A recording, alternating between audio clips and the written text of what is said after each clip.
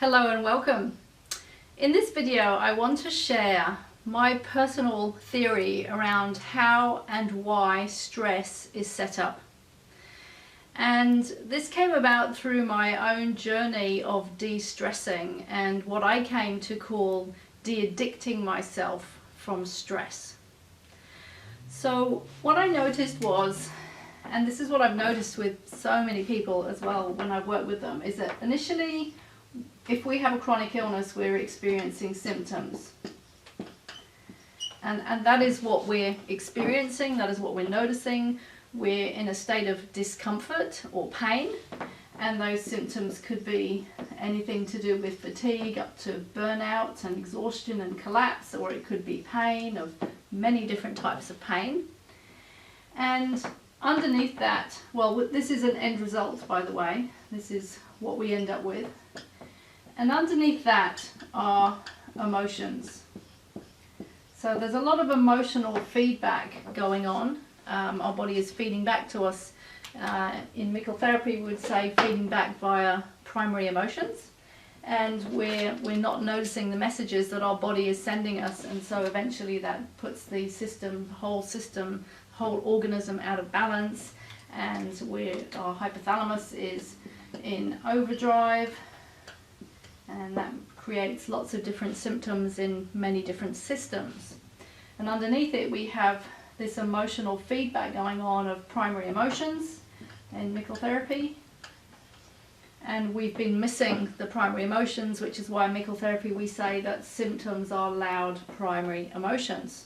And so we have to learn how to translate the symptoms back into the primary emotions, and then to take constructive action on the situations that are creating the emotions in the first place, that are creating this feedback. And this feedback is very intelligent, which is why Dr. Mickle has always said symptoms are necessary and intelligent communication from the body to the head, which in more modern times is about symptoms are necessary and intelligent communication from the emotional brain center to the thinking brain.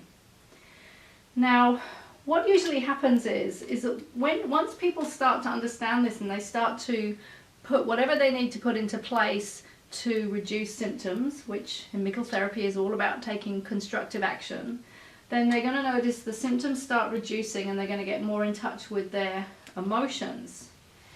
And they're going to start feeling emotions that they hadn't really noticed before. And they also, and this is what I noticed for myself, was once my symptoms had gone and I was much, much more aware of emotions and how to manage them and how to clear them by being authentic and creating boundaries and speaking my truth and communicating emotions honestly and all that sort of stuff which we learn in mycotherapy, then I got to this point where I noticed that I was still stressed. Even though I didn't have symptoms anymore, and even though I actually really was getting quite adept at noticing and clearing emotions, I noticed that I was still in a state of stress. And it was like it didn't matter what I seemed to do, I seemed to stay stressed. And I had done a lot of work at this point in changing my behaviors and changing my habits and not back-to-backing appointments and not putting too much in my day, which is why we have the balanced plan in mycotherapy. And so I had done a lot of what I would say was stress reduction tactics and techniques. And I had a lot of strategies for doing that, but even so, I could still feel, because I was getting so much more in touch with my body and how it was feeling physiologically and emotionally, and even at more subtle levels than that, sort of energetically, I was getting more in touch with what was going on inside my body. And I noticed that there was this continuous stress going on. And I remember sitting down one day, just sort of reflecting on this and realizing that it didn't actually feel comfortable to be relaxed. It was like it was just my habit to be stressed, and it was actually comfortable. It was actually more familiar and comfortable to be stressed. And it was at that point that I realized that this was indeed a habit, and that I was having to learn to de-addict myself from being stressed. And when I asked myself, okay, well, why did this become a habit, and why is it that it doesn't feel comfortable to be relaxed? Because the opposite of being stressed ultimately is to be relaxed, right? That's where we're heading, is to be relaxed. And I realized that this was very much, and we've spoken about this before in the other stress videos, this was very much about safety, right? And I know I keep repeating this, but it's so important, and it is why primary emotions are sent in the first place, is that as a human being we need to feel physically safe and we need to feel emotionally safe. So that is what we need. We need emotional and physical safety. And physical safety, from at a most basic level, is having a roof over our head, having food and water and clothes and shelter and that sort of thing. But we need much more than that. We need in our environment to feel physically safe, and we need to feel that we're not going to be, feeling emotionally unsafe is if we feel like we're judged or we're being criticized. So say, for example, we grow up in an environment where our parents are arguing all the time, then that will not feel safe. And for a child, not will it only feel not emotionally safe, because we're scared of what mummy and daddy are going to say, and maybe they're going to take it out on us, and all that sort of stuff, but it equates to not feeling physically safe, because what a child is concerned about is, if mummy and daddy don't love me anymore, then they're going to abandon me, right?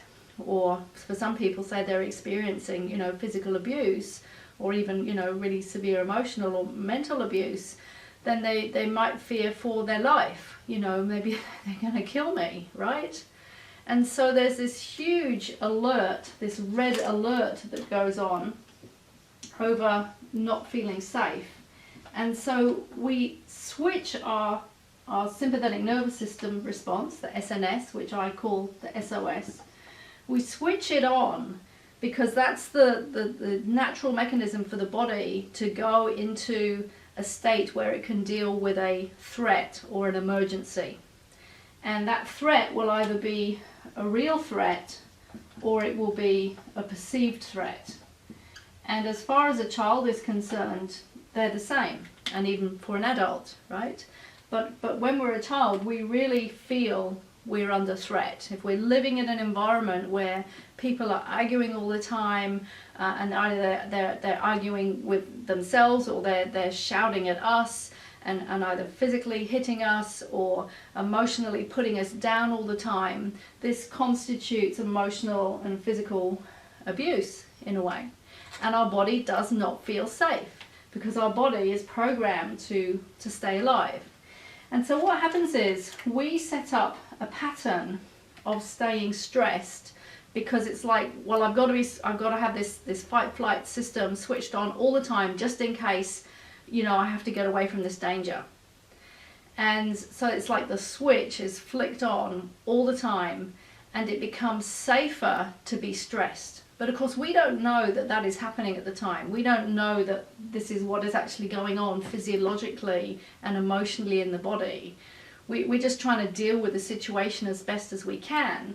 And up to the age of 7, our intellect hasn't really developed properly. We don't have our full cognitive abilities. We're more of an emotional being and an energy being. And so we're sensing all of this energetically and emotionally, and trying to deal with it as best as we can. And the best way that we can deal with it is to switch this sympathetic nervous system response on, so that we're ready to get out of danger. And then it becomes a habit, and it becomes safer to be stressed. And we literally forget what it is like to be calm and relaxed inside. Many people they just literally have not had an experience of that, and cannot even remember the last time they had an experience of that. So it's no surprise that as we start to reduce symptoms, get more proficient in dealing with our emotions, that we hit this layer of stress and then find that it's difficult to really reach this layer of calm and relaxed. Even though we might be doing lots of really positive things to get more calm and relaxed, and we've made some really, really positive changes in our life. And so then we have to hone into even more, okay, what strategies do I need to do to reduce this stress response? And the first thing is that we need to recognize is that we've got to start sort of reprogramming our neural pathways in our brain, that it is possible, that it can be safe to be relaxed, right? That's one of the first things that we have to do. We have to hold it, even if it doesn't feel possible, we have to hold it, if we choose, as a possibility that it may be possible, that it can become safe to be relaxed. And then we have to learn that we have permission to be relaxed. Because on some level, we're not giving ourselves permission, and this is really sort of happening on an unconscious level. We're not giving ourselves permission to be relaxed. And of course these go hand in hand. And so really in this video, what I'm trying to bring to your awareness is the awareness of what is going on, because awareness is a huge key in healing and recovery. Becoming aware of what we were previously unaware of is a huge step in recovery just by itself, just by becoming more aware.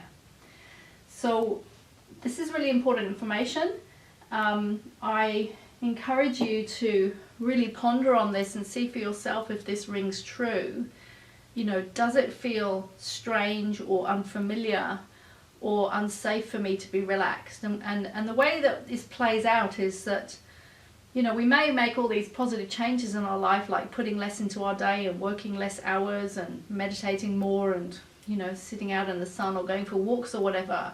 But we will find it difficult to relax for long periods of time. And for some people that could be like more than 5 minutes. It's like, no, I've got to get up again and I've got to be busy. So this is what actually perpetuates the stress response though, is if we're just constantly being busy. So start to become aware that your natural state is to be relaxed and calm.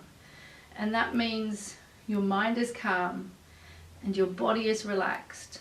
And remember that is the state, that is the parasympathetic response, and that is the state that our body needs to be in order to carry out its self-healing abilities, because our body is a self-healing mechanism, but we need to be able to give it the opportunity to do that. And of course, using the keys helps us to move down through all of these layers to finally get back to health. But sometimes people can find that they get a little bit stuck here and they wonder why am I still stressed? Well, it's because it wasn't originally safe to not be stressed. So now we have to start giving ourselves permission to not be stressed, permission to be relaxed, permission to be happy, because down here with health, we have health and happiness. This is where they sit. That you have permission to be happy and joyful and healthy, and you do not have to stay the rest of your life in this place, because that's just stuff from the past. And obviously we need to do whatever we need to do to clear that and address it, which is what Mikkel therapy addresses, and maybe need some other techniques as well. But this is why so important to reduce stress and to understand where it originally comes from. So I hope that is helpful, and I look forward to seeing you in the next video.